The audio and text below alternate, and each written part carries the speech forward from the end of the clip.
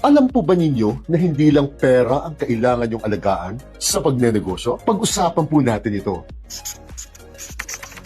Marami po kasi ang nagkakamali dito. Akala po nila kapag nakatutok na po sila sa pera sa kaha, magiging maayos na kaagad ang negosyo nila. At nakakalimutan na po nila kaagad ang tatlong bagay na ito na sadyang napakahalaga. Kaya una, alam po ba ninyo na kapag negosyante po kayo, ang katawan po ninyo ay itinuturing ding asset ng inyong negosyo. At sako po nito ang ating kalusugan, kaalaman at karunungan. Dahil karaniwang nakadepende lang po sa inyo ang inyong negosyo, lalo na po kapag nagsisimula pa lang kayo. Dahil tandaan po ninyo na kahit gaano po kasipag kayo, kung magkasakit po ng malubha o maaksidente po kayo, maaari pong ikabagsak ito ng inyong negosyo. At kung hindi po ninyo binubusog ng karagdagang kaalaman at karunungan ang inyong ulo, mapapag-iwanan po ang negosyo ninyo ng mga kakumpetensya po ninyo. At ang pangalawa, huwag niyo pong kalilimutan na ang time o ang oras po ninyo ay dapat ginagamit niyo lang po sa tama ito. Dahil ito lang po ang natatanging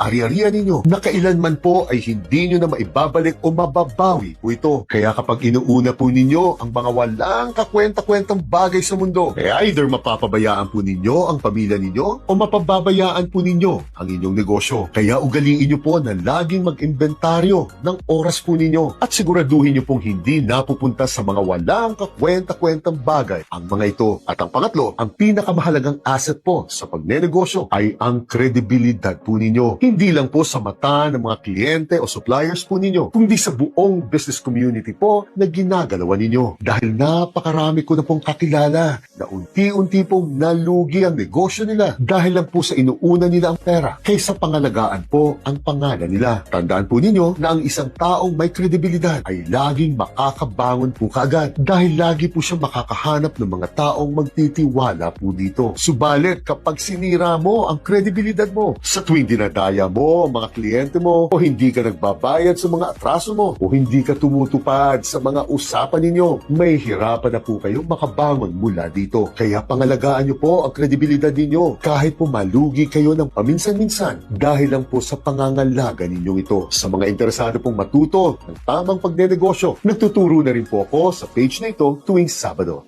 Gina.